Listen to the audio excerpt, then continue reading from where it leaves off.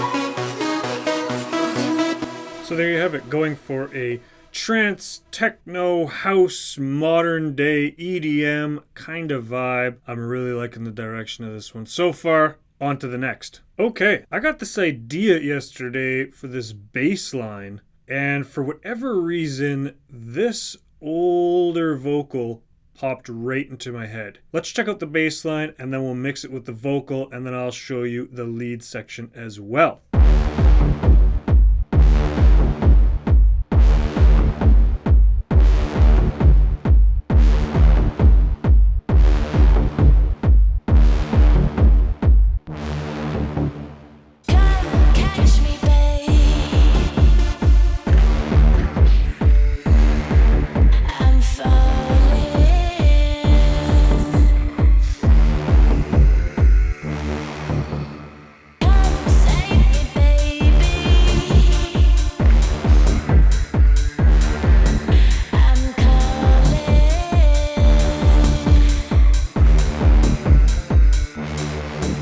I think it's pretty catchy. Just a basic sketch of an idea. Still need to work on the bass line.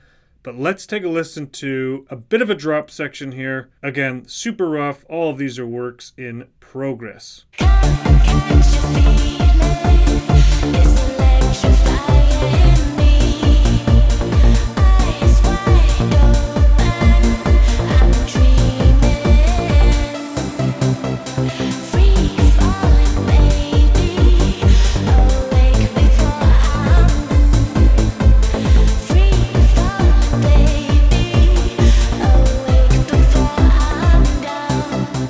Really liking that lead melody on this one, and like I said, definitely need to work on that bass line, but the concept is definitely there. Now let's move on to an original. And here we are. The ideas for this new original track unfolded really quickly.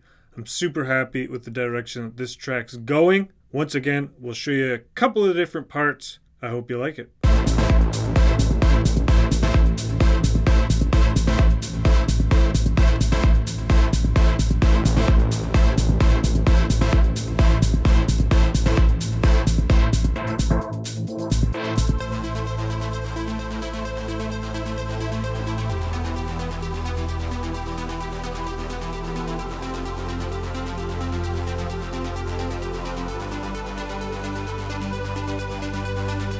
So that's pretty much all I have for an intro and a first breakdown. Let's show you the drop and then this little piano section.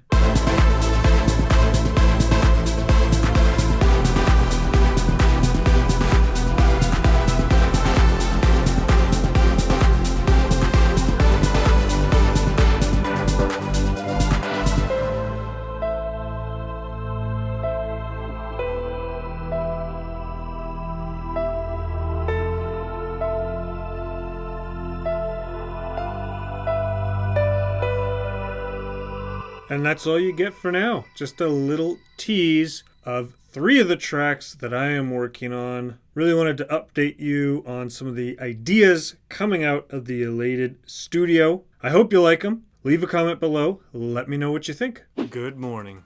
It is Saturday, August 7th. We just got to the studio. We've got the breakfast of champions here. McDonald's Egg McMuffin, baby. Woo! I don't think I even vlogged yesterday. Which means I missed our Friday vlog segment, which has been my favorite vlog segment this entire quarter. Maybe we'll whip something up for this morning and put it in there later. Never really missed an entire vlog segment in I don't even know how long. That's what happens when you're grinding. We've been working on originals, remixes, so much music. So as a matter of fact, I think what I'm gonna do is I'll do some music preview footage filming today and I'll put that in yesterday. Yeah, Saturday. Some of the sounds that I made in the beginning, I absolutely love. I'm using one particular bass sound a lot. Pretty much in all my classic EDM track remixes, all my newer stuff. But you know what? I've grown way past that time. Most of my newest sounds have tons and tons of movement and they're sounding like super crisp. What I'm gonna do is I'm gonna recreate some of my favorite sounds with the knowledge and experience that I have now and see how much things improve. I think that's a good plan for the day. Can't believe I missed that vlog segment, but you know what? We'll throw some music in there, we'll throw some whips in there, and we'll have a little dance party. All right, let's eat and do some sound design. I don't know what's going on with me in the last couple days, but I feel like I missed a day or something like that somewhere. I don't know. Nonetheless, let's get on with it. Welcome back to another episode of Sound Design Saturday. And as I mentioned, we were going to go through some of our favorite sounds and recreate them with the knowledge that we have now. First things first, big shout out to Mercurial Tones, an amazing sample and preset company doing a lot of really unique techno sounds. Now what they did is they actually recorded a ton of analog gear and created wavetables with that. I've explained wavetables in a previous Sound Design Saturday vlog segment, but basically all musical tones have their own shape when you actually see them in a visualizer. What I'm able to do is create a ton of movement with the sounds that I purchased from Mercurial. The result is a sound that has more movement, it sounds richer, it just has a more overall unique quality to it. Let's check these sounds out. Sound number 1, Elated lead saw.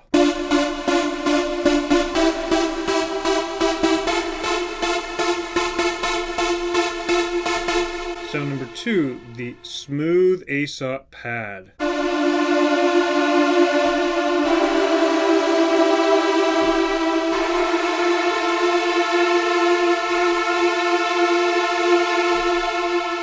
Sound number 3, the stranger pluck.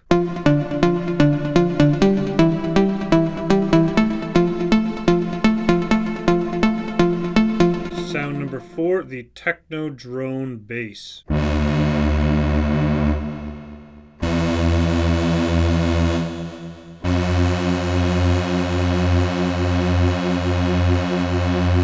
Sound number 5, the techno fill stab.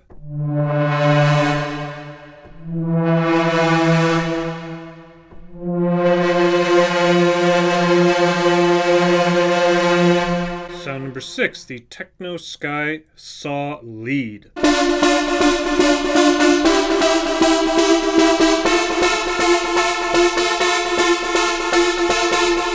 Sound number 7, thing called club bass.